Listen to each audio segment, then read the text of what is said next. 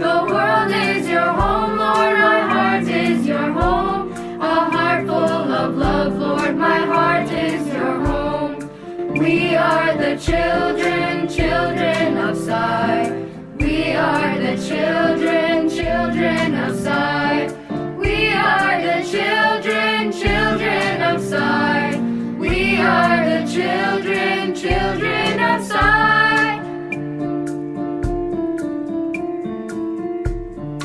Satya, Dharma, Shanti, Prema, Ahimsa. Love all, serve all is your call.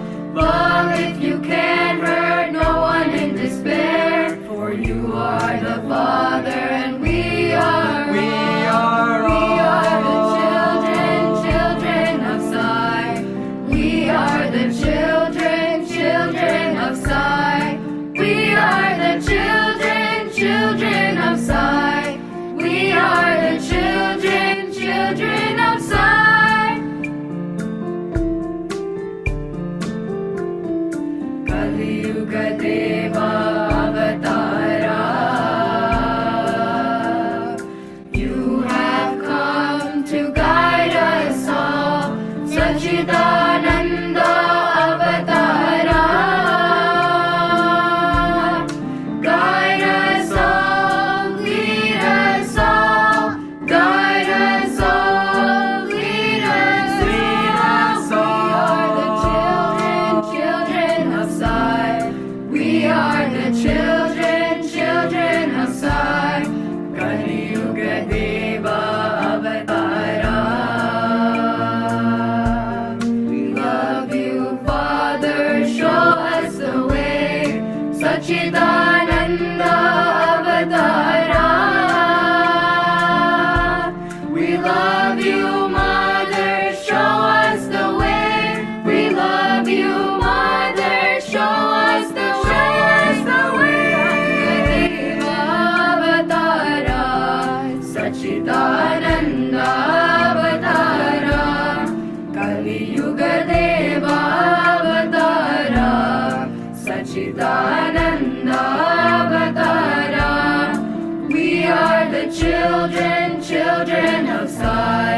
We are the children, children of Sai.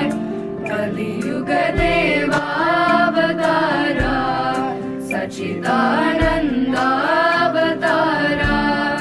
Kali Yuga Deva Avatara, Sachidananda Avatara. Children of Sai. Sachidananda Avatara. We are the children, children of Sai. We are the children, children of Sai.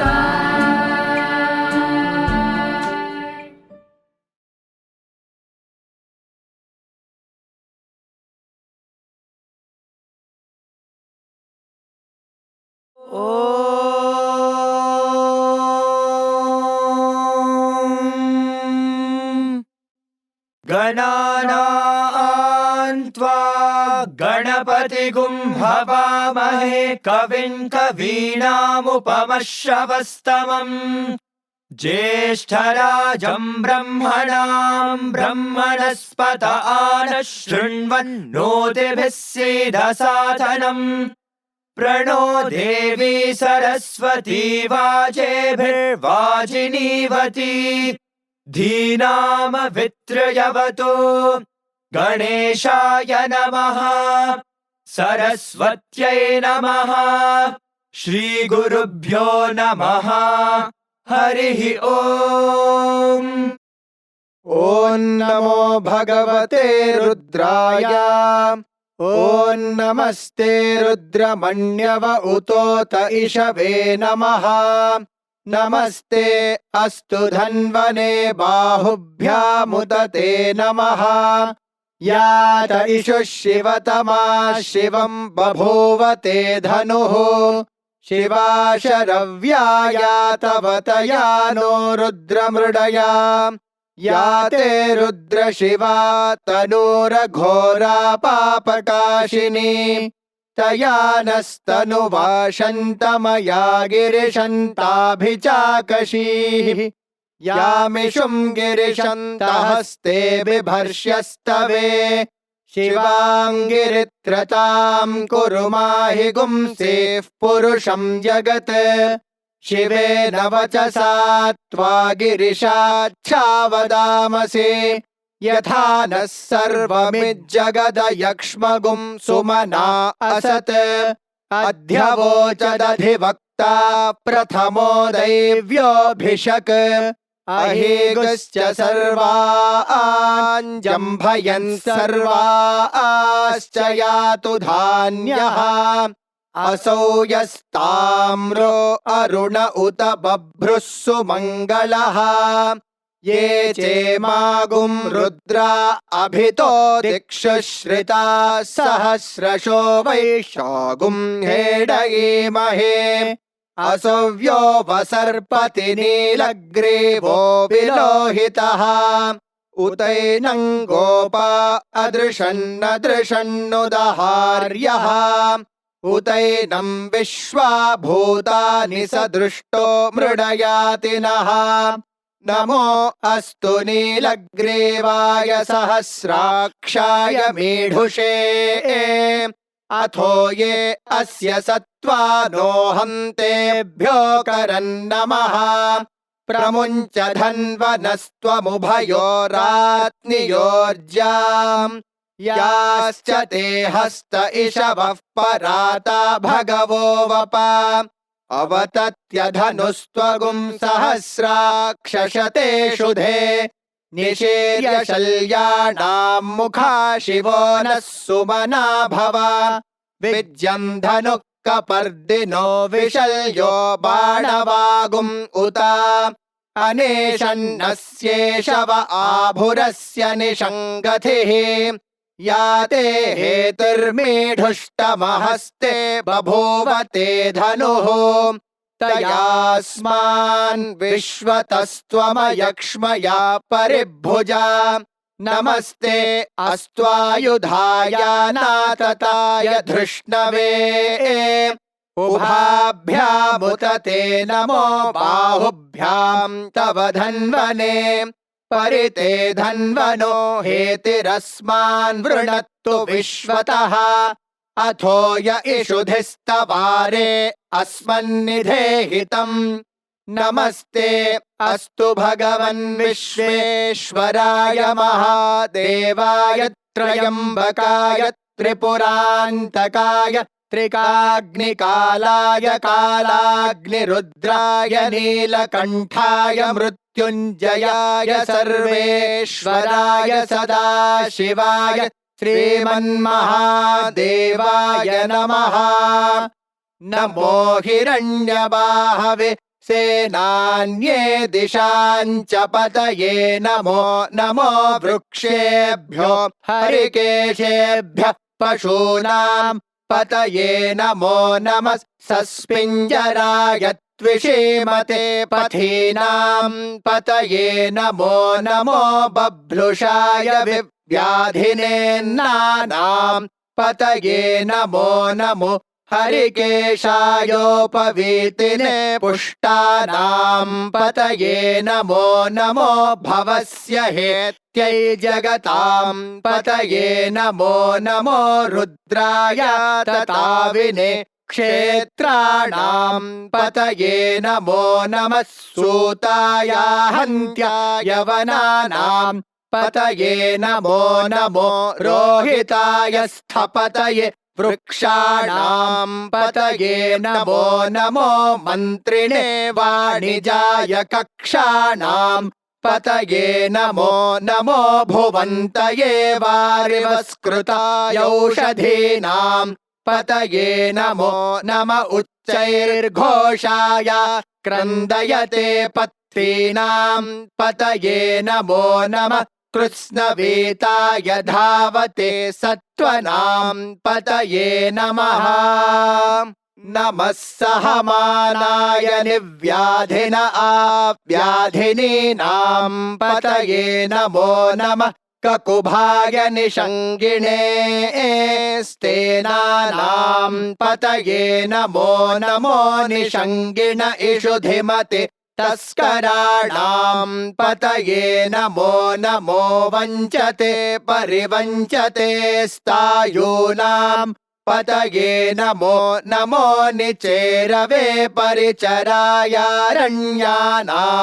पतये नमो नमः श्रुकाविभ्यो जिघागुंसद्भ्यो मुष्णतां पतये नमो नमोऽसिमद्भ्यो नक्तं चरद्भ्यः प्रकृन्तानां पतये नमो नम उष्णीषिणे गिरिचराय कुलुञ्चानां पतये नमो नम इषुमद्भ्यो धन्वाविभ्यश्च वो नमो नम आतन्वानेभ्यः प्रतिदधानेभ्यश्च वो नमो नम आयच्छद्भ्यो विसृजद्भ्यश्च वो नमो नमोऽस्यद्भ्यो विद्यद्भ्यश्च वो नमो नम आसीनेभ्यः शयानेभ्यश्च वो नमो नमः स्वपद्भ्यो जाग्रद्भ्यश्च वो नमो नमस्तिष्ठद्भ्यो धावद्भ्यश्च वो नमो नमः सभाभ्यः सभापतिभ्यश्च वो नमो नमो अश्वेभ्योऽश्वपतिभ्यश्च वो नमः नम आव्याधिनीभ्यो विविध्यन्तेभ्यश्च वो नमो नम उगणाभ्यस्त्रिगुंहतेभ्यश्च वो नमो नमो गृत्सेभ्यो गृत्सपतिभ्यश्च वो नमो नमो व्रातेभ्यो व्रातपतिभ्यश्च वो नमो नमो गणेभ्यो गणपतिभ्यश्च वो नमो नमो विरूपेभ्यो विश्वरूपेभ्यश्च वो नमो नमो महद्भ्यः क्षुल्लकेभ्यश्च वो नमो नमो रथिभ्यो रथेभ्यश्च वो नमो नमो रथेभ्यो रथपतिभ्यश्च वो नमो नमः सेनाभ्यः सेनानिभ्यश्च वो नमो नमः क्षत्रुभ्यः सङ्ग्रहेतृभ्यश्च वो नमो नमस्तक्षद्भ्यो रथकारेभ्यश्च वो नमो नमः कुलालेभ्यः कर्मारेभ्यश्च वो नमो नमः पुञ्जिष्टेभ्यो निषादेभ्यश्च वो नमो नम इषुकृद्भ्यो धन्वकृद्भ्यश्च वो नमो नमो मृगयुभ्यश्वनिभ्यश्च वो नमो नमः श्वभ्यश्वपतिभ्यश्च वो नमः नमो भवाय च रुद्राय च नमः शर्वाय च पशुपतये च नमो नीलग्रीवाय च शितिकण्ठाय च नमः कपर्दिने च व्युप्तकेशाय च नमः सहस्राक्षाय च शतधन्वने च नमो गिरिशाय च शिपिविष्टाय च नमो मेढुष्टमाय चेषुमते च नमो ह्रस्वाय च वामनाय च नमो बृहते च वर्षीयसे च नमो वृद्धाय च संवृध्वने च नमो अग्र्याय च प्रथमाय च नमः आशवे चाजिराय च नमः शीघ्र्याय च शेभ्याय च नमः ऊर्म्याय चावस्वन्याय च नमः स्रोतस्याय च द्वीप्याय च नमो ज्येष्ठाय च कनिष्ठाय च नमः पूर्वजाय चापरजाय च नमो मध्यमाय चापगल्भाय च नमो जघन्याय च बुद्ध्याय च नमः सोऽभ्याय च प्रतिसर्याय च नमो याम्याय च क्षेम्याय च नमः उर्वर्याय च खल्याय च नमः श्लोक्याय चावसान्याय च नमो वन्याय च कक्ष्याय च नमः श्रवाय च प्रतिश्रवाय च नमः आशुषेणाय चाशुरथाय च नमः शूराय चावबिन्दते च नमो वर्मिणे च वरूथिने च नमो बिल्मिने च कवचिने च नमः श्रुताय च श्रुतसेनाय च नमो दुन्दुभ्याय च हनन्याय च नमो धृष्णवे च प्रमृषाय च नमो दूताय च प्रहिताय च नमो निषङ्गिणे चेषुधिमते च नमस्तीक्ष्णेशवे चायुधिने च नमः स्वायुधाय च सुधन्वने च नमः श्रुत्याय च पथ्याय च नमः काट्याय च नीप्याय च नमः सोद्याय च सरस्याय च नमो नाद्याय च वैशन्ताय च नमः कूप्याय च वट्याय च नमो वर्ष्याय च वर्ष्याय च नमो मेघ्याय च विद्युत्याय च नमः ईध्र्याय च तप्याय च नमो वात्याय च रेश्म्याय च नमो वास्तव्याय च वास्तुपाय च ॐ हर हर हर हर ॐ नमः सोमाय च रुद्राय च नमस्ताम्राय च रुणाय च नमः शङ्गाय च पशुपतये च नम उग्राय च भीमाय च नमो अग्रे वधाय च दूरे वधाय च नमो हन्त्रे च हनीयसे च नमो वृक्षेभ्यो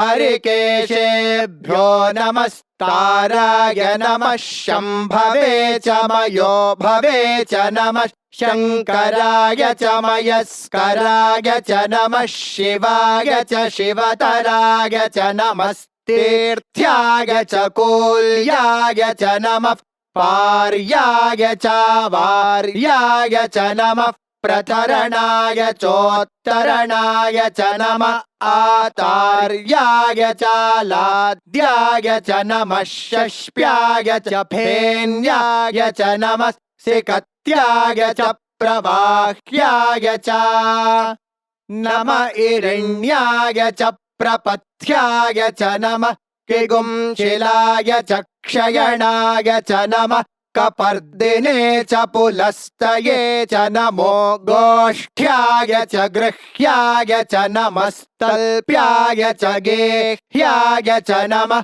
काट्याय च गह्वरेष्ठाय च नमो हृदयाय च निवेश्प्याय च नमः पागुंसव्याय च रजस्याय च नमः शुष्क्याय च हरित्याय च नमो लोप्याय चोलप्याय च नमः ऊर्व्याय च सूर्म्याय च नमः पर्ण्याय च पर्णशद्याय च नमोपगुरमाणाय च भिघ्नते च नमः आखिदते च प्रखिदते च नमो वः किरिकेभ्यो देवानागुं हृदयेभ्यो नमो विक्षीणकेभ्यो नमो विचिन्वत्केभ्यो नम आनिर्हतेभ्यो नम आमीवत्केभ्यः द्रापे अन्धसस्पते दरिद्रन्नीललोहिता येषां पुरुषाणामेषां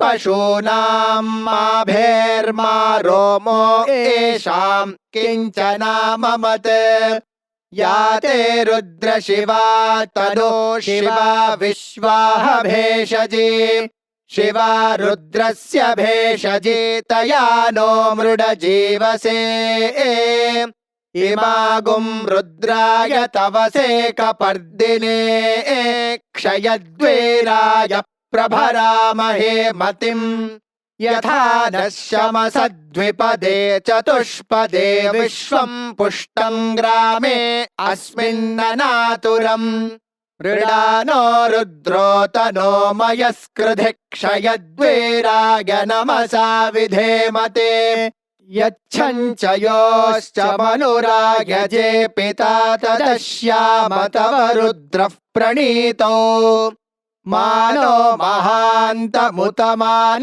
अर्भकं मान उक्षन्तमुतमान उक्षितम् मानो वधेः पितरं मोत मातरं प्रियामानस्तनुवो रुद्ररीरिषः मानस्तोकेतनये मान आयुषि मानो गोषु मानो अश्वेषु रीरिषः वीरान्मानो रुद्रभामितो वधेर्हविष्मन्तो नमसा विधेमते आरात्ते गोघ्न उत पूरुषघ्ने क्षयद्वीराय सुम्नमस्मे ते अस्तु रक्षा च नो अधि च देव ब्रूह्यधा च न शर्म यच्छद्विबर्हाः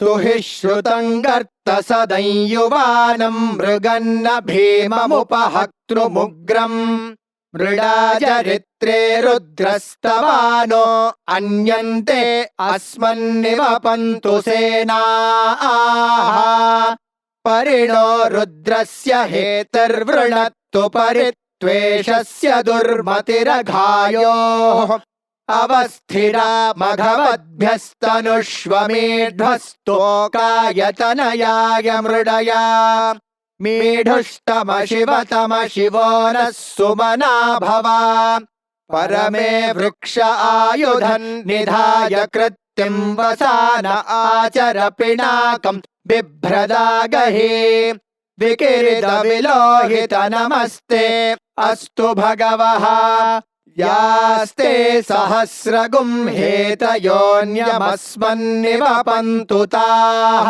सहस्राणि सहस्रधा बाहुवोस्तव हेतयः तासामीशानो भगवः पराचीनामुखाकृधे सहस्राणि सहस्रशो ये रुद्रा अधिभूम्याम्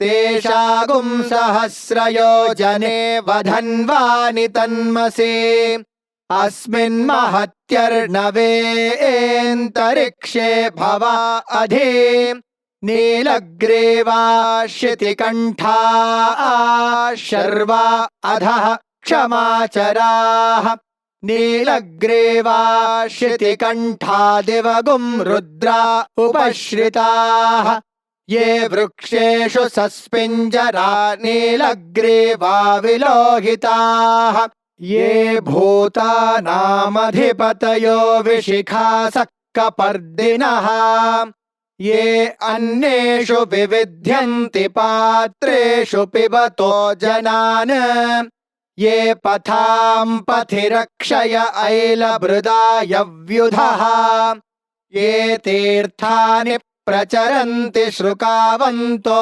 निषङ्गिणः य एतावन्तश्च भूयागुंसश्च दिशो रुद्रावितस्थिरे तेषागुं सहस्रयोजने वधन्वानि तन्मसे नमो रुद्रेभ्यो ये पृथिव्यां येऽन्तरिक्षे ये दिवि येषामन्नं वातो वर्षमिषभस्तेभ्यो दश प्राचीर्दश दक्षिणादश प्रतीचीर्दशोदीचीर्दशोर्ध्वास्तेभ्यो नमस्ते नो मृडयन्तु तेयं द्विष्मो यश्च नो द्वेष्टितं वोजम्भे दधामि त्र्यम्बकं यजामहे सुगन्धिं पुष्टिवर्धनम् उर्वारुकमिव बन्धनान् मृत्योर्मुक्षीयमामृतात्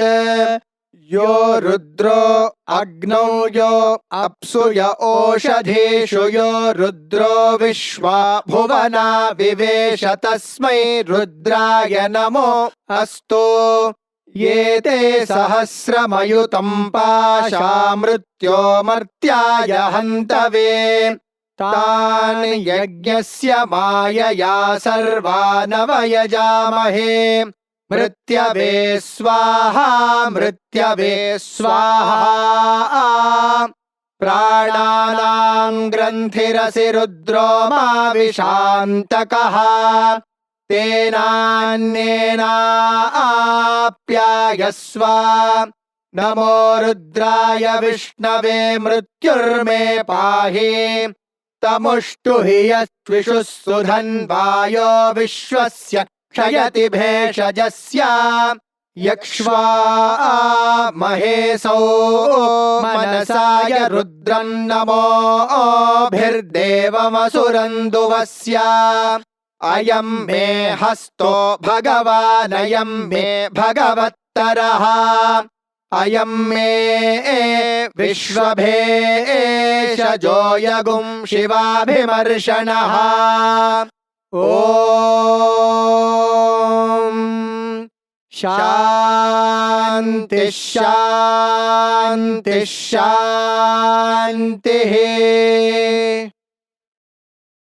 शञ्च मे मयश्च मे प्रियञ्च मेऽनुकामश्च मे कामश्च मे सौमनसश्च मे भद्रं च मे श्रेयश्च मे वस्यश्च मे यशश्च मे भगश्च मे द्रविणं च मे यन्ता च मे धर्ता च मे क्षेमश्च मे धृतिश्च मे विश्वं च मे महश्च मे संविच्च मे ज्ञात्रं च मे सोश्च मे प्रसोश्च मे सीरं च मे लयश्च मरुतं च मे मृतं च मे यक्ष्मं च मे नामयच्च मे जीवातुश्च मे दीर्घायुत्वं च मे न मित्रं च मे भयं च मे सुगं च मे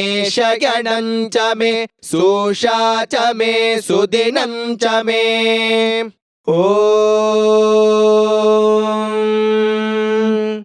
शान्ति शान्ति शान्तिः ॐ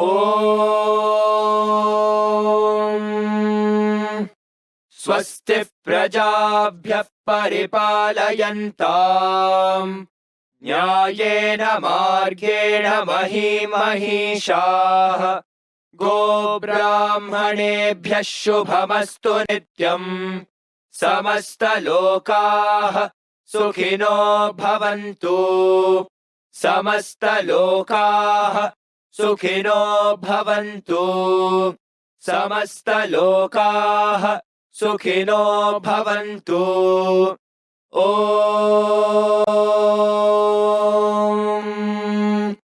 शान्ति शान्ति शान्तिः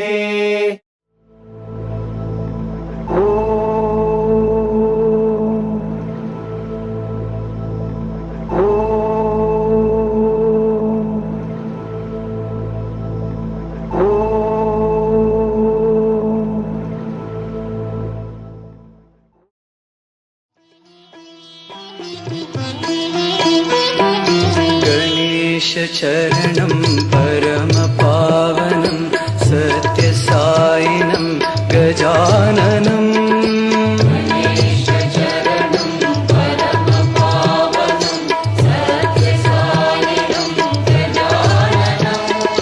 गणेशचरणं परमपावनं सत्यसायिनं गजाननं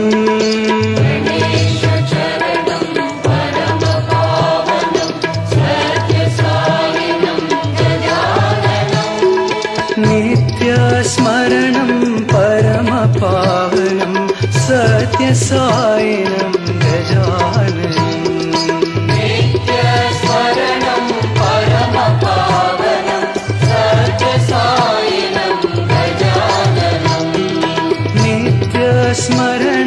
परमपावनं सत्यसायिनं गजाननं नित्यस्मरणं परमपावनं सत्यसायिनं गजाननं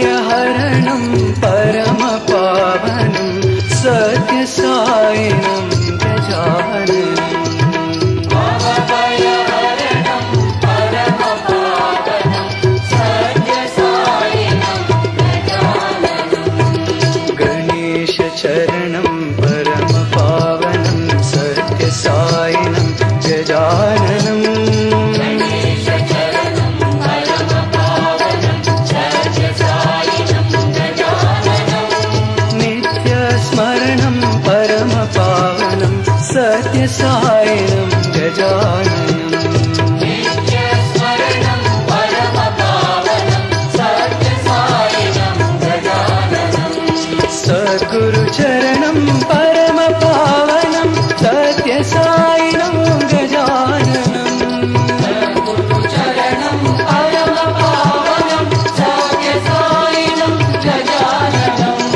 भवभयहरणं परमपावनं सत्यसायिनं गजाननम्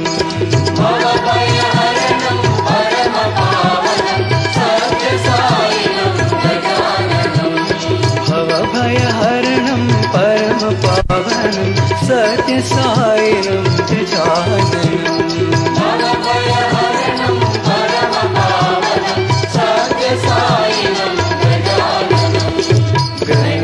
गणेशचरणं परमपावनं सत्यसायिनं गजाननम् नित्यस्मरणं परमपावनं सत्यसायिनं गजाननम्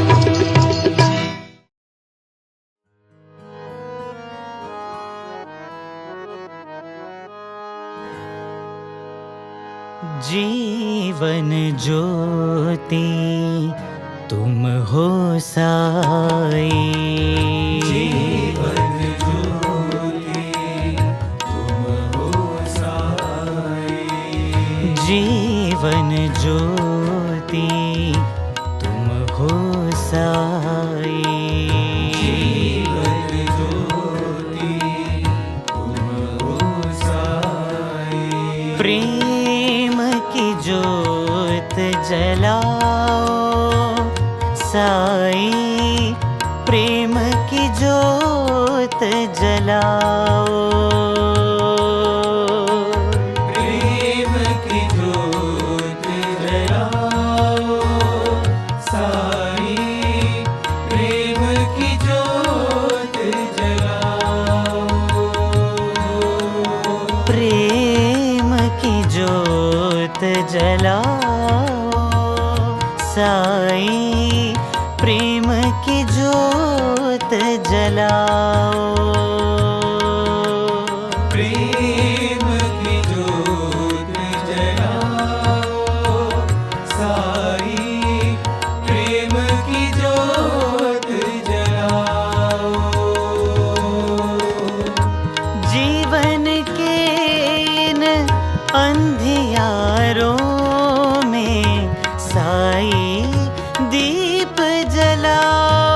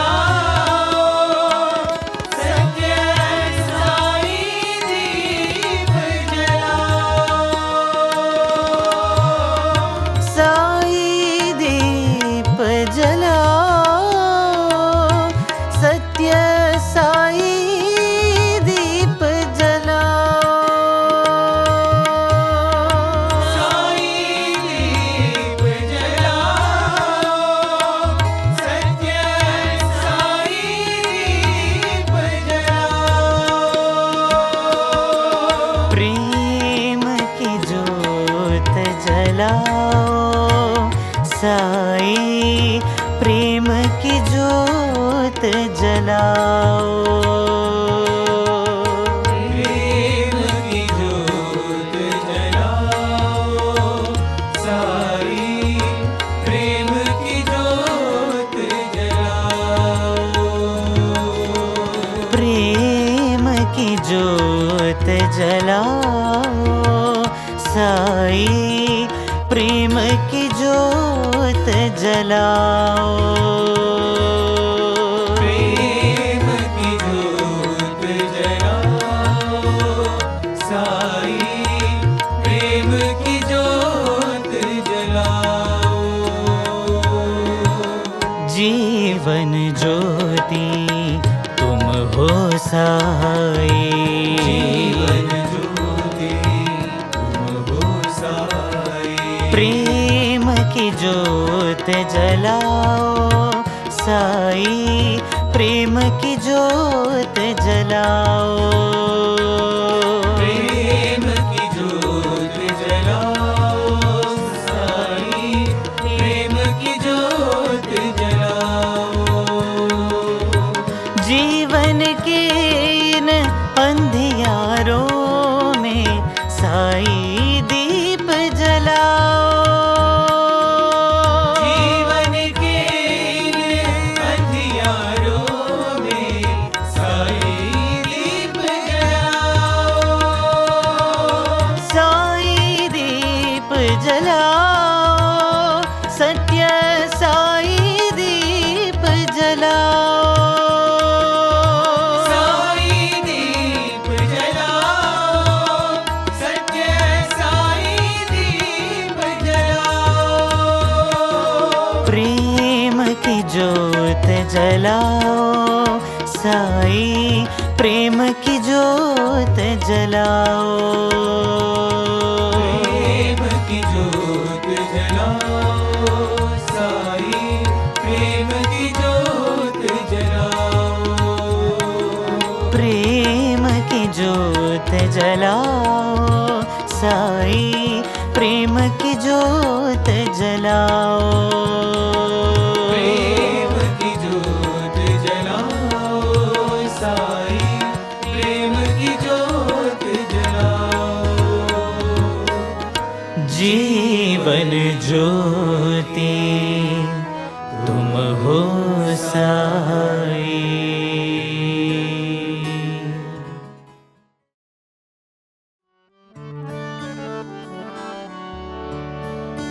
नाम भजो हरि नाम भजो, नाम भजो हरि नाम भजो।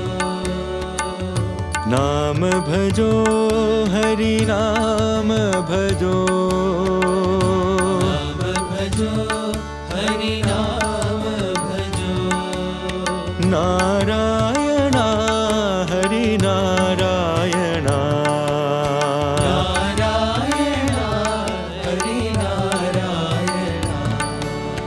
नारायण हरि नारायण। नारायण हरि नारायण। नाम भजो हरि नाम भजो। नाम भजो हरि नाम भजो। नंदा आनंदा मुकुंदा हरे, नंदा मुकुंदा हरे। नंदा आनंदा मुकुंदा हरे। नंदा मुकुंदा हरे। नंदानंदा मुकुंदा हरे। नंदा मुकुंदा हरे। नंदानंदा मुकुंदा हरे। नंदा मुकुंदा हरे। वृंदावन साई बाबा हरे। वृंदावन साई बाबा हरे। वृंदावन साई बाबा हरे। वृंदावन साई बाबा हरे। नाम भजो हरि नाम भजो नाम भजो हरि नाम भजो नारायण हरि नारायण नारायण हरि नारायण नाम भजो हरि नाम भजो भजो हरि नाम भजो नंदा आनंद मुकुंद हरे नंदानंद मुकुंद हरे नंदानंद मुकुंद हरे नंदानंद मुकुंद हरे वृंदावन साई बाबा हरे वृंदावन साई बाबा हरे वृंदावन साई बाबा हरे वृंदावन साई बाबा हरे बाबा हरे साई बाबा हरे बाबा हरे साई बाबा हरे बाबा हरे साई बाबा हरे बाबा हरे साई बाबा हरे बाबा हरे साई बाबा हरे बाबा हरे साई बाबा हरे बाबा हरे साई बाबा हरे बाबा हरे साई बाबा हरे वृंदावन साई बाबा हरे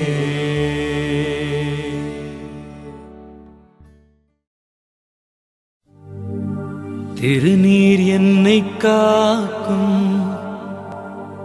வடிவேலவா வடிவேல் எந்தன் துணையே வேல் முருகா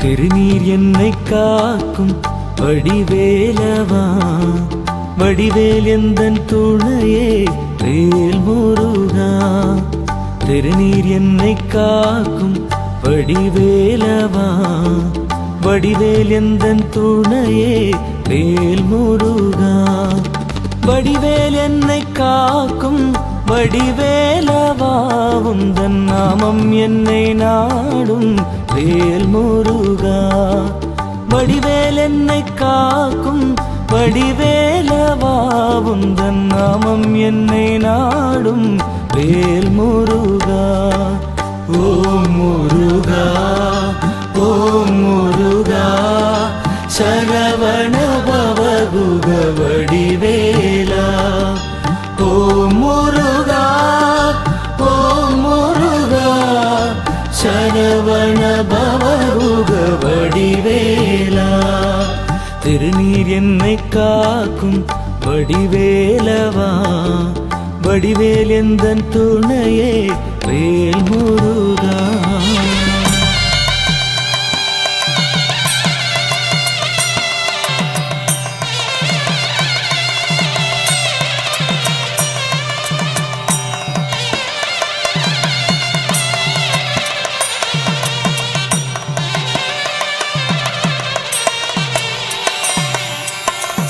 சிவபெருமான் முந்தன் தந்தையல்லவோ பார்வதி அம்மாவும் தாயல்லவோ சிவபெருமான் முந்தன் தந்தையல்லவோ பார்வதி அம்மாவும் தாயல்லவோ ஸ்ரீ கணேசா உந்தன் அண்ணன் அல்லவோ என்று பாடும் இந்த உயிர் உந்தன் பிள்ளையல்லவோ ஸ்ரீ கணேசா உந்தன் அண்ணன் அல்லவோ என்று பாடும் இந்த உயிர் உந்தன் பிள்ளையல்லவோ ஓம் முருகா ஓம் முருகா சரவண பவகுக வடிவேலா ஓம் முருகா ஓம் முருகா சரவண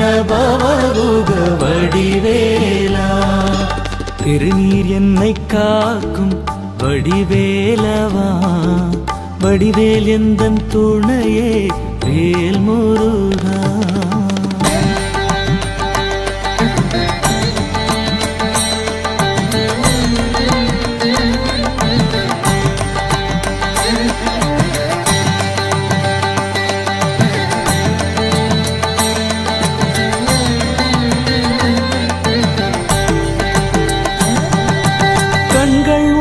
தேடும் வடிவேலவா எந்தன் கண்ணீர் உந்தன் அபிஷேகம் வேல் முருகா. கண்கள் உன்னை தேடும் வடிவேலவா எந்தன் கண்ணீர் உந்தன் அபிஷேகம் வேல் முருகா. கண்கள் உன்னை தேடும் வடிவேலவா எந்தன் கண்ணீர் உந்தன் அபிஷேகம் வேல் முருகா. கண்கள் உன்னை தேடும் வடிவேலவா எந்தன் கண்ணீர் உந்தன் அபிஷேகம் வேல் முருகா. ஓம் முருகா ஓம் முருகா சரவண பவகுக வடிவேலா. ஓம் முருகா ஓம் முருகா சரவண பவகுக வடிவேலா. திருநீர் என்னை காக்கும் வடிவேலவா, வடிவேல் எந்தன் துணையே வேல் முருகா. வடிவேல் என்னை காக்கும் வடிவேலவா உந்தன் நாமம் என்னை நாடும் வேல் முருகா. ஓம் முருகா ஓம் முருகா சரவண பவகுக வடிவேலா. ஓம் முருகா ஓம் முருகா சரவண பவகுக வடிவேலா. ஓம் முருகா ஓம் முருகா சரவண பவகுக வடிவேலா. ஓம் முருகா ஓம் முருகா சரவண பவகுக வடிவேலா.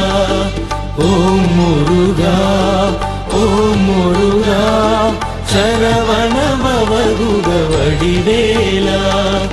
ஓம் முருகா ஓம் முருகா சரவண பவகுக வடிவேலா.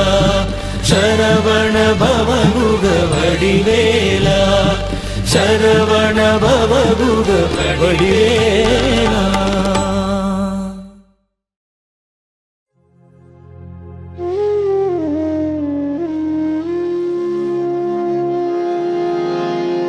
महादेवा महेश्वरा साई नारायणा. महादेवा महेश्वरा साई नारायणा.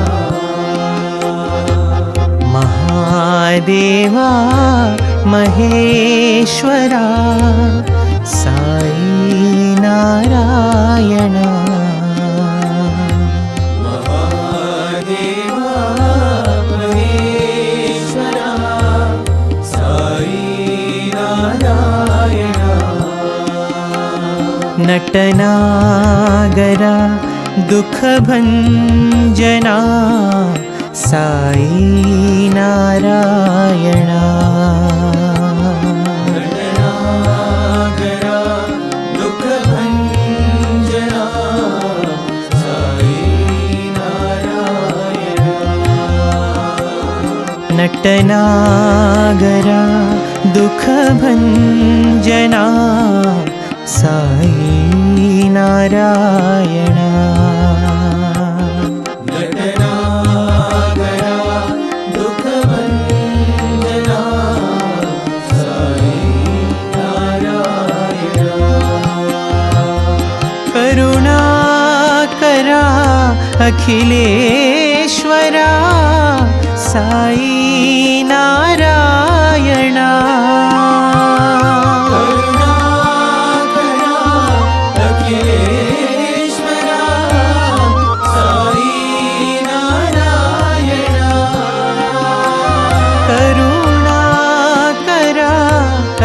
हृदयेश्वरा साई नारायण करुणाकरा अखिलेश्वरा साई नारायण अल्लाह तुम महावीर येशु साई नारायण अल्लाह तुम महावीर येशु साई नारायण अल्लाह तुम महावीर येशु साई नारायण अल्लाह तुम महावीर येशु साई नारायण हृदयेश्वरा परमेश्वरा साई नारायण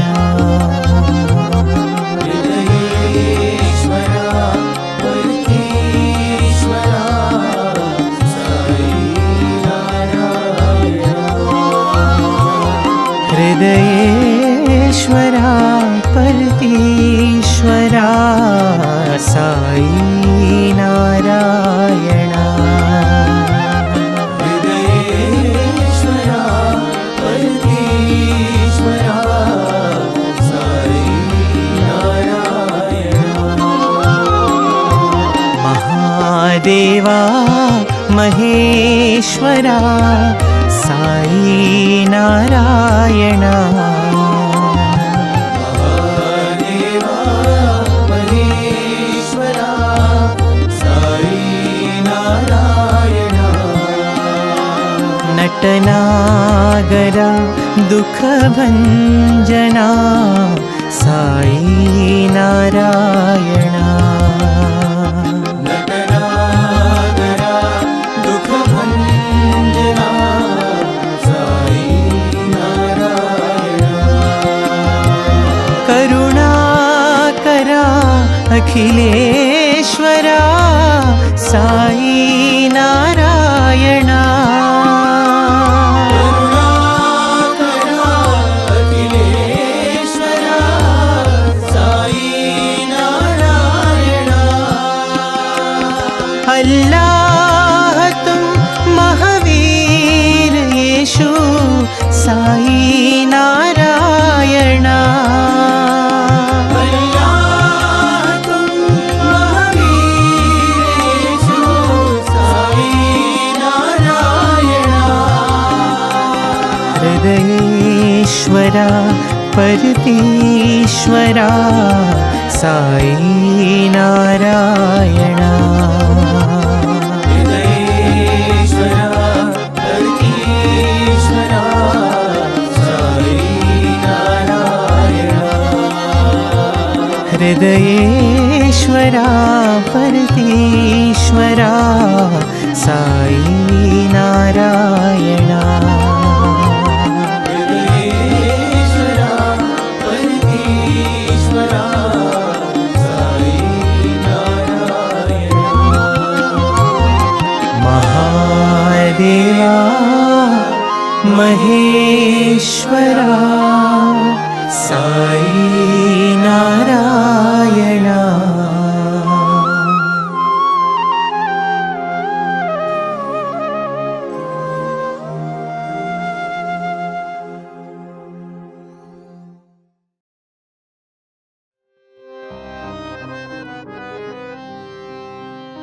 माता माता साई माता माता साई माता माता माता साई माता माता साई माता जगत माता साई विश्व माता माता साई विश्व माता जगत माता साई विश्व माता माता साई विश्व माता माता माता साई माता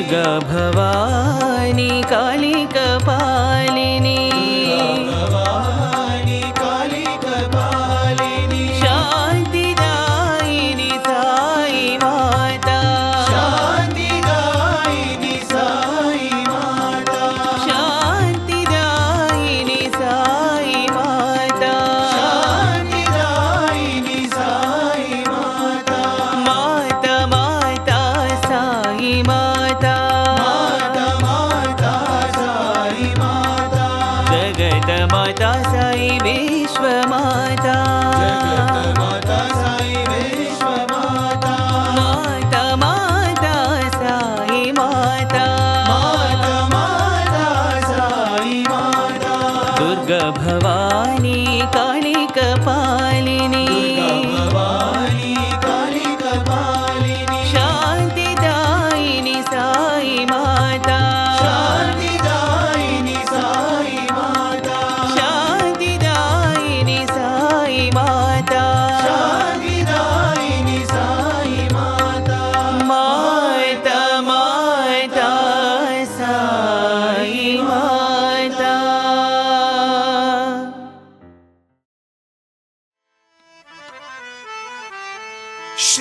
श्रीनिवासा श्रीवेङ्कटेशा श्रीनिवासा श्रीवेङ्कटेशा श्रीनिवासा श्रीवेङ्कटेशा श्रीनिवासा श्रीवेङ्कटेशा बालाजी गोविन्द साईशा बालाजी गोविन्द साईशा बालाजी गोविन्द साईशा बालाजी गोविन्द साईशा श्रीनिवासा श्रीवेङ्कटेशा श्रीनिवासा श्रीवेङ्कटेशा परमदयाला तिरुमलवासा परमदयाया तिरुमलवासा परमदयाला तिरुमलवासा परमदयाया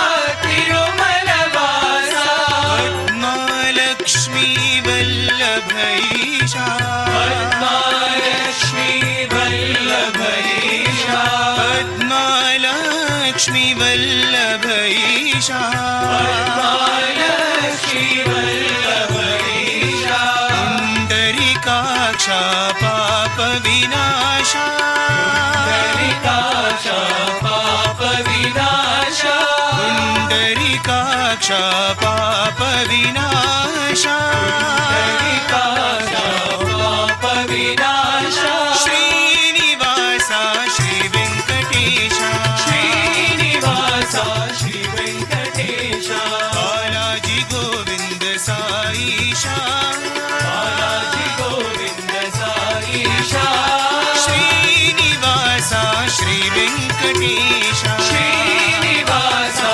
श्रीवेङ्कटेशा परमदयाला तिरुमलवासा परमदयाया तिरुमलवासा पद्मालक्ष्मी वल्लभैषा पद्मालक्ष्मी वल्लभैषा पुण्डरीकाक्षा पापविनाशा पुण्डरीकाक्षा पापविनाशा पुण्डरीकाक्षा पापविनाशा पुण्डरीकाक्षा पापविनाशा श्रीनिवासा श्रीवेङ्कटेशा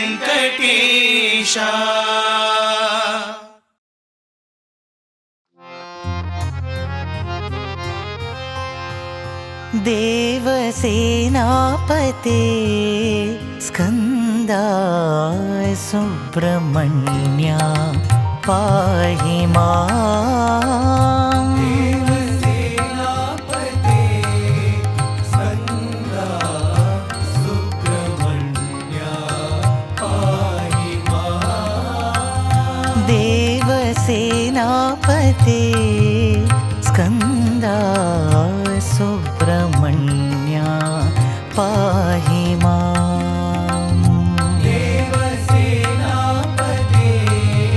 स्कन्दा सुब्रह्मण्या पाहि माम् पाहि पर परमेश्वरात्मजस्कन्दा सुब्रह्मण्या पाहि माम् पाहि परमेश्वरात्मजस्कन्दा सुब्रह्मण्या पाहि माम् पाहि परमेश्वरात्मजस्कन्दा सुब्रह्मण्या पाहि माम् पाहि परमेश्वरात्मजस्कन्दा सुब्रह्मण्या पाहि माम् सुब्रह्मण्या षण्मुखनाथा सुब्रह्मण्या षण्मुखनाथा सुब्रह्मण्या षण्मुखनाथा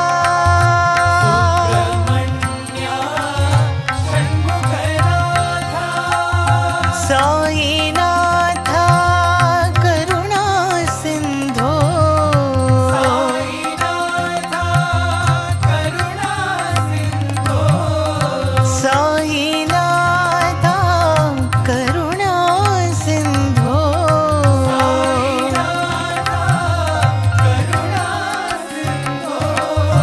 पाहि परमेश्वरात्मजस्कन्दा सुब्रह्मण्या पाहि माम् पाहि परमेश्वरात्मजस्कन्दा सुब्रह्मण्या पाहि माम् पाहि परमेश्वरात्मजस्कन्दा सुब्रह्मण्या पाहि माम् पाहि परमेश्वरात्मजस्कन्दा सुब्रह्मण्या पाहि माम् देवसेनापते स्कन्दा सुब्रह्मण्या पाहि माम् देवसेनापते स्कन्दा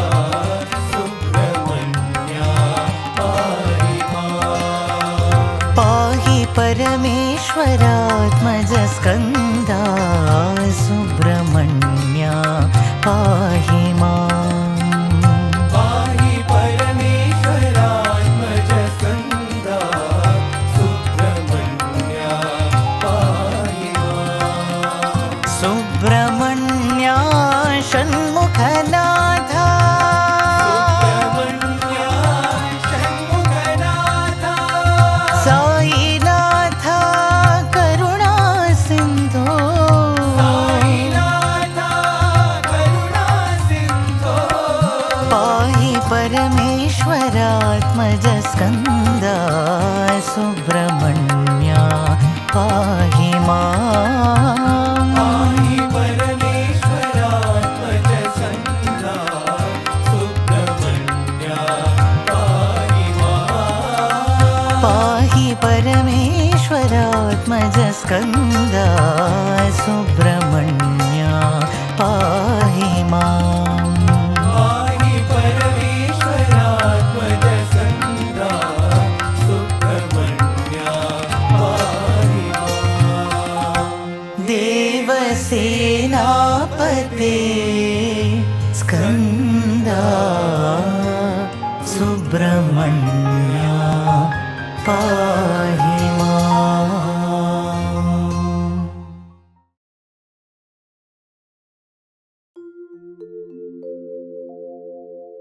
Subrahmanyam Subrahmanyam Shanmukhanath Subrahmanyam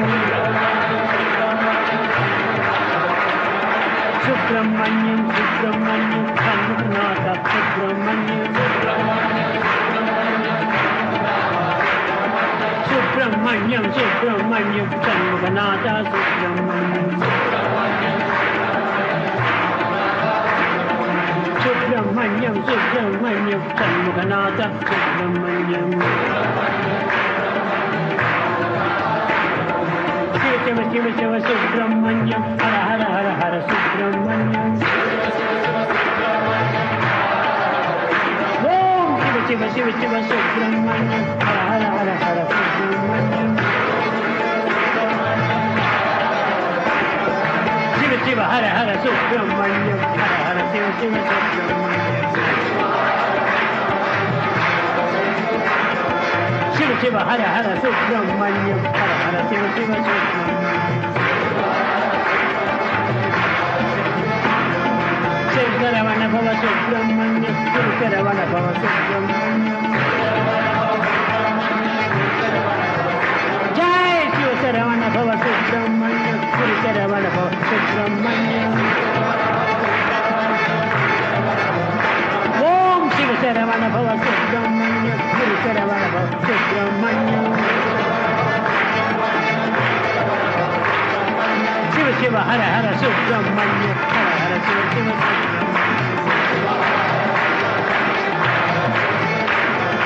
Shiva Shiva Hara Hara Subramanyam Hara Hara Shiva Shiva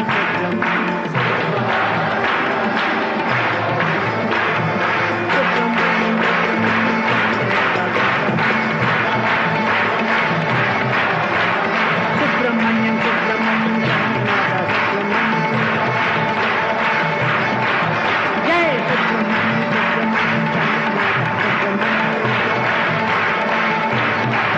Om Subramanyam Subramanyam Subramanyam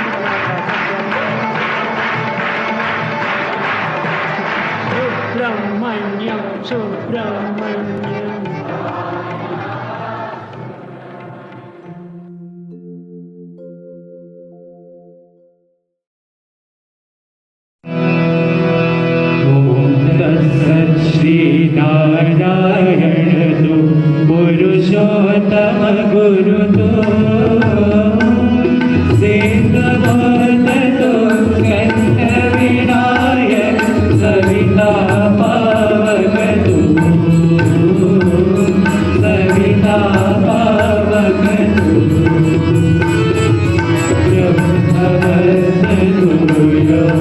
शक्ति यशोदा प्रभुतो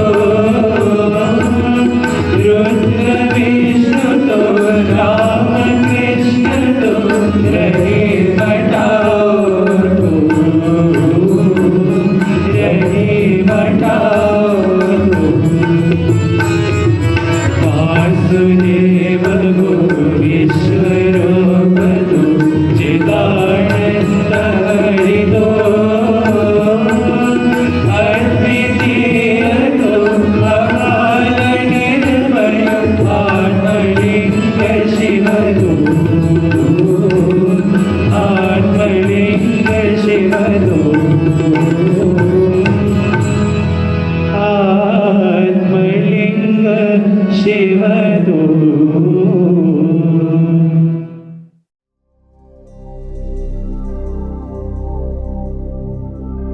असतो मा सत्यमया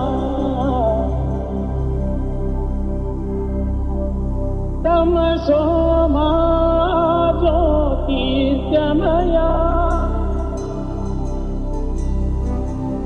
मृत्योर्मा अमृतं गमया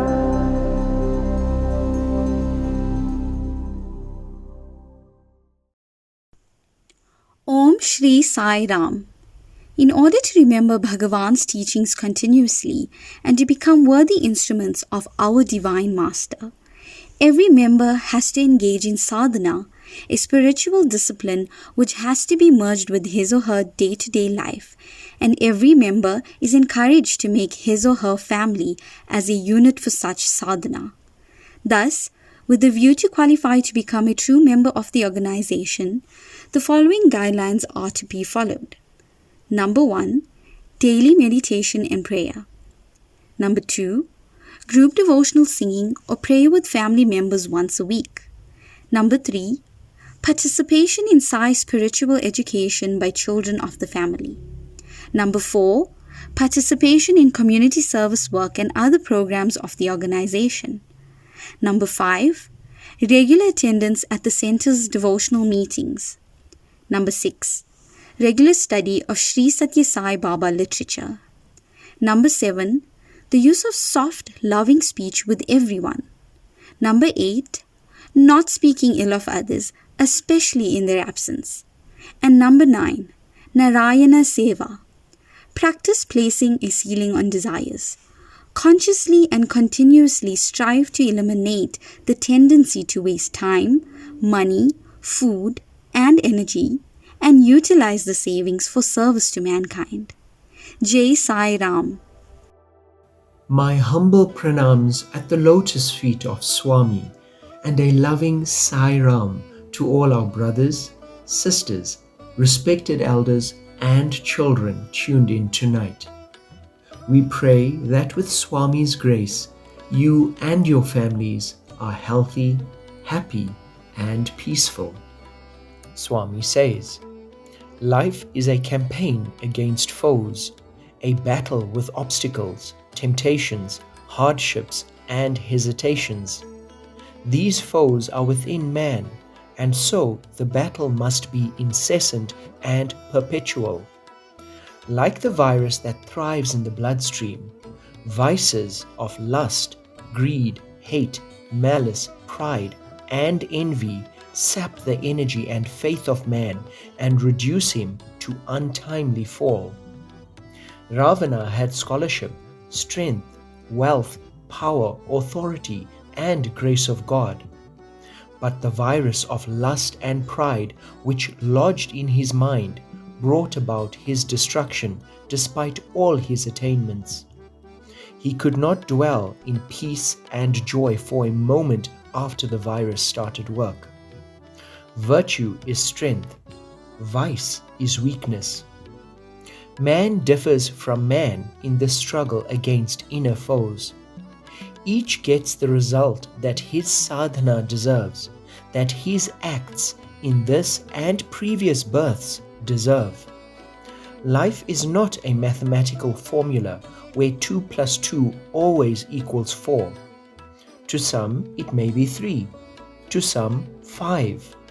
It depends on how each values the 2. Moreover, in the spiritual path, each one must move forward from where one already is, according to one's own pace, and the light of the lamp which each one holds in one's hand. Divine Discourse, March 16th, 1966. The announcements for this week are as follows. Gayatri Mantra chanting. We humbly ask all devotees to continue chanting the Gayatri Mantra 3 times a day, and if possible, let us all chant together at 7 p.m. 108 times. Chanting the Gayatri Mantra is one of the most potent forms of seva we can do, as it is selfless and will go to wherever it is needed, unbeknown to us. Prayers for healing. A WhatsApp group has been created to allow devotees to pray for those in need of healing or upliftment. If you have a family member, friend, or know of any person who needs prayer, please contact any of the National Devotional Coordinators to post the request on this group. Wheelchair Reuse Program. The National Go Green team would like to thank all devotees that have supported the Wheelchair Reuse Program. With Swami's grace, we now have loaned out 64 wheelchairs at no cost to needy recipients. Devotees are encouraged to continue to support this program by donating their second-hand or new wheelchairs to be loaned out, thereby spreading Swami's divine love to those in need. Please do contact your regional Go Green champion for further details. National Vedam and Gratitude to Seniors Program. In the build-up to the centenary celebrations of Swami, the Sri Satya Sai Global Council will be hosting a National Vedam and Gratitude to Seniors program. This will occur on the 19th of October at the Phoenix Educare Center in KwaZulu-Natal. If you are over 70 years of age and have served as an office bearer in the organization, please do register on the link that has been sent out with the national communications. Online Vedam chanting. Vedam chanting is held at 5 a.m. and 6:30 p.m. every day. A link has been sent out with the national communications. Please do take advantage of this amazing opportunity to learn and recite these sacred texts. National Gramma Seva. The Sri Satya Sai Global Council of South Africa will be hosting a National Gramma Seva project as part of Swami's centenary celebrations. This will occur in Bergville in KwaZulu-Natal on the 12th of October and in East London in the Eastern Cape on the 2nd of November. Please reach out to your Centre Seva coordinator for further details. Study Circle. We are very fortunate to have Dr. Al Singh to facilitate an online study circle on the topic of Shivaratri. Dr. Singh is a former president of the Sai organization in South Africa and is a fountain of knowledge and wisdom. Of recent times, Dr. Singh has done a lot of research on the significance of Shivaratri, and we are blessed to have him come forward to share this knowledge with us. The study circle will be held next Sunday, the 29th of September at 5 p.m. A Zoom link has been shared with the national communications. We wish all those devotees celebrating a blessed Partasi, and may your fast be rewarded with much grace. Swami has said that human birth is a blessing in that only as a human can one realize our inherent divinity and take the necessary steps to God realization. However, our wavering monkey mind prevents us from realizing this truth and following Bhagavan's teachings with love and obedience. This evening, we feature an excerpt of a discourse delivered by Swami on the occasion of Mahashivaratri in 1993, in which Swami reminds us of how we should lead our lives. We pray that you have a blessed and safe week ahead. Jai Sai Ram. ఈనాడు మానవునికి ఆవేశించినటువంటిది ఆవరించినటువంటి ఒక రోగం ఉన్నది. There is a disease which is haunting man today in the world. అది అశాంతి. That is unrest or restlessness. సాధారణంగా రోగం నివారణ గావించుకోవాలన్నా in order to remove the disease, మూడు విధములైన మార్గములు ఉంటున్నవి. there are three paths or the three ways. ఔషధమును సేవించాలి. We have to take the medicine. ఔషధమును సేవించిన తరువాత పథ్యము ఉండాలి. After taking the medicine, we have to follow a diet. ఔషధము సేవించి పథ్యమునే ఉండకుండినా రోగం నివారణ కాదు. Even if you take the medicine, if we do not follow the diet, the disease will not be lost. పథ్యమును అనుసరించి ఔషధమును సేవించకుండినా రోగం నివారణ కాదు. ఇది రెండవది. We may follow the diet, but if we do not take medicine, we cannot get rid of the disease. ఔషధము సేవించాలి, పథ్యము పాటించాలి, అప్పుడే రోగ నివారణ జరుగుతుంది. Only when we take the medicine and also follow the diet, then the disease can be got rid of. కనుక మానవుని యందు ఆవరింపబడిన ఆవేశింపబడిన ఈ అశాంతి అనేటువంటి రోగము నివారణ కావాలన్నా భగవంతుని ప్రేమ అనే ఔషధము ఉండాలి, ఆజ్ఞను శిరసావహించడం అనేటువంటి పథ్యము జరగాలి. ఇవి రెండూ జరిగిన తర్వాతనే ఈ అశాంతి అనే రోగం నివారణ కాగలదు. Similarly, if man has to get rid of the disease of restlessness which haunts him, he would have both love for God and also obey the command of the Lord. కనుక భగవంతుని పైన ప్రేమ ఉన్నది. We have love for God, కానీ ఆజ్ఞలు పాటించటం లేదు. but we are not following His command. ఆజ్ఞలు పాటిస్తున్నారు, We are following the command, కానీ ప్రేమతో పాటించటం లేదు. but we are not doing it with love. ప్రేమ ఆజ్ఞ రెండు కూడాను సమన్వయమైనప్పుడే ఈ అజ్ఞానం అనే రోగము నివారణ కాగలదు. Only when there is the synthesis of love and obedience to command, this unrest can be got rid of. దీనిని తెలుసుకునే నిమిత్తమే In order to know this, వాద ప్రవదతాం అని ఒక వేదము బోధించింది. Veda declares Vadaha Pravadatham. ఈ వాదః ప్రవదతాం, ఇది వాదం అనేటువంటిది మూడు విధములుగా ఉంటుండాలి. There are three types of logic or Vada.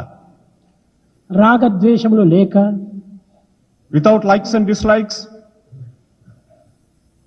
ఆత్మతత్వాన్ని గుర్తించాలనేటువంటి అభిలాషతో, with the desire to recognize the Atmic principle, హృదయపూర్వకమైనటువంటి యొక్క అభిష్టముతో, with hearty aspiration, వాదము చేయటము, arguing like that, లేక విచారించటము, inquiring into it, ప్రశ్నోత్తరములుగా దీనిని తెలుసుకొనుటకు ప్రయత్నించటము, asking questions and getting the answers. దీనిని వాదము అన్నారు. This is what is called vada. అనగా తెలుసుకొనవలనన్నటువంటి యొక్క అభిష్టము మానవుని యందు ఆవిర్భవించి, The aspiration to know should emerge in the heart of man. హృదయపూర్వకంగా సద్భావముతో దీనిని సంభాషణలు సలిపినప్పుడు దీనికి వాదం అంటారు. When we put forth our words very heartily and sincerely, then it is called vada.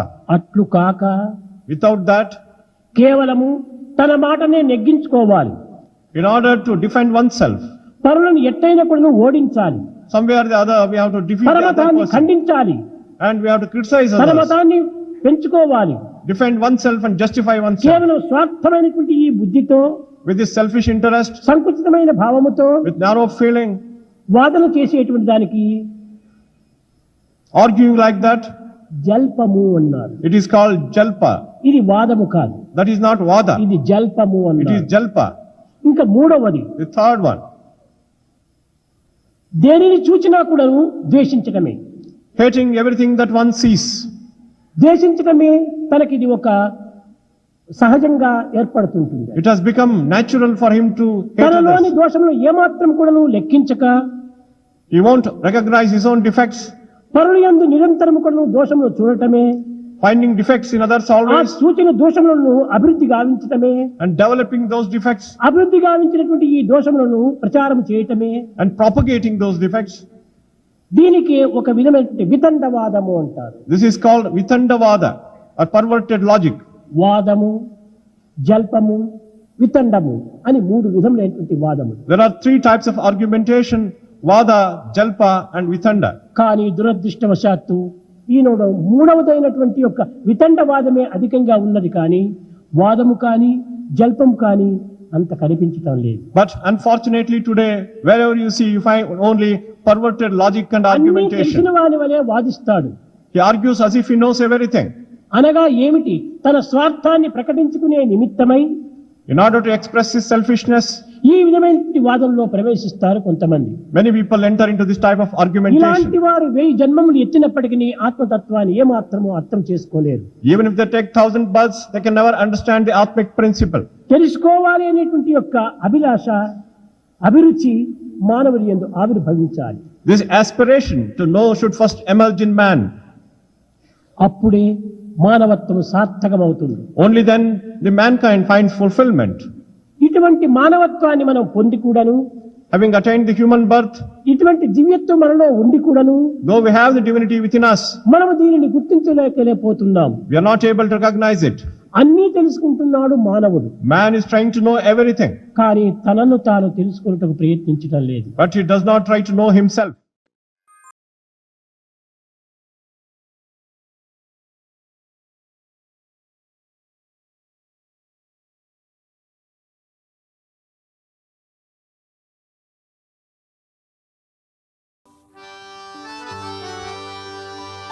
ॐ जय जगदीश हरे स्वामी सत्य साई हरे भक्त जना संरक्षक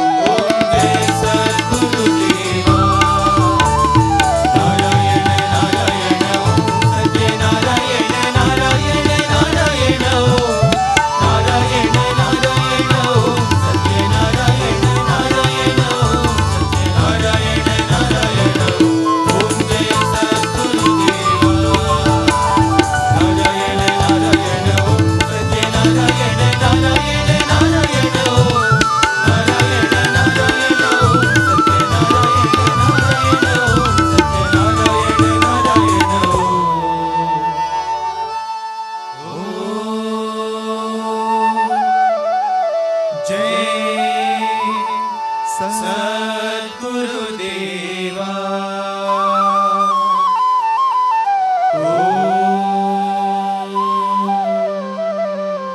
शांति शांति शांति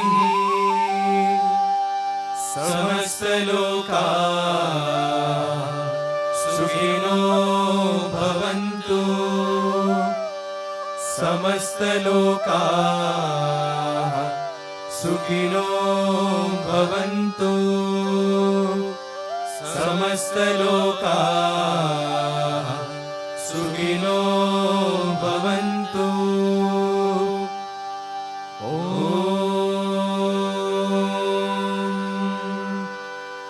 शांति शांति शांति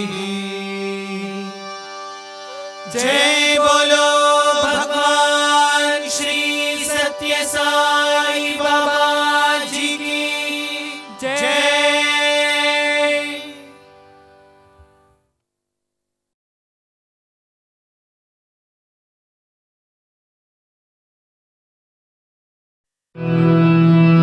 परमं पवित्रं बाबा विभूतिं परमं विचित्रं लीला विभूतिं परमार्थमिष्टार्थं मोक्षप्रदानं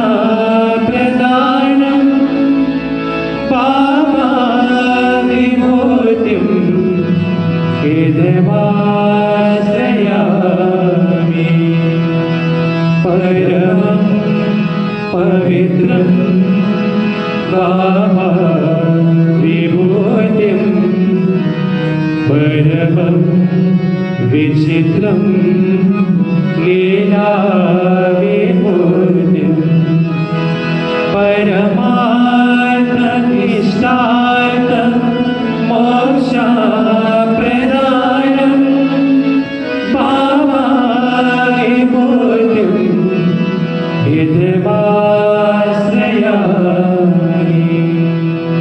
परमं पवित्रं बाबा विभूतिं परमं विचित्रं लीला विभूतिं परमार्थमिष्टार्थं मोक्षप्रदानं बाबा विभूतिं हृदयाश्रयामि।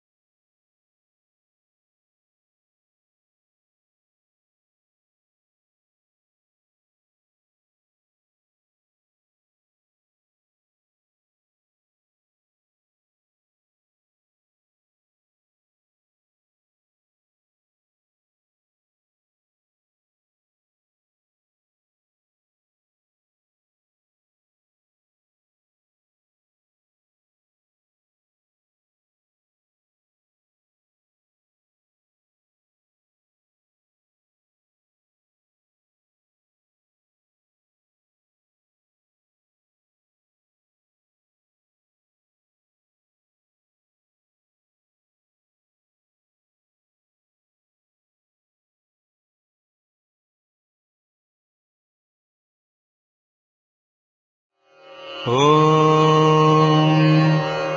साईश्वराय विद्महे सत्यदेवाय धीमहि तन्नः सर्वप्रचोदयात्। ॐ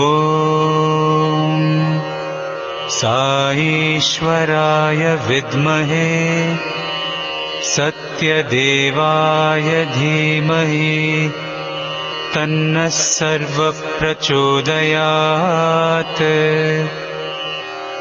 ॐ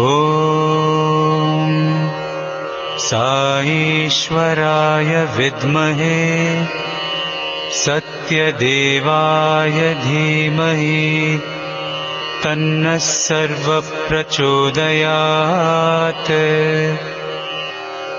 ॐ साईश्वराय विद्महे सत्यदेवाय धीमहि तन्नः सर्वः प्रचोदयात्। ॐ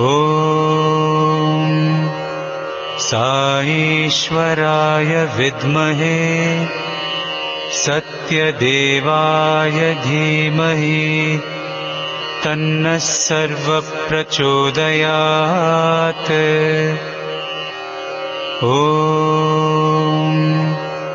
साईश्वराय विद्महे सत्यदेवाय धीमहि तन्नः सर्वः प्रचोदयात्।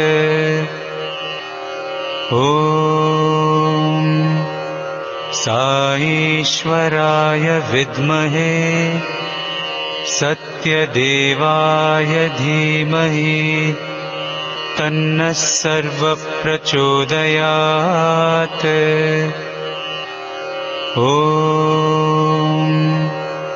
साईश्वराय विद्महे सत्यदेवाय धीमहि तन्नः सर्वः प्रचोदयात्।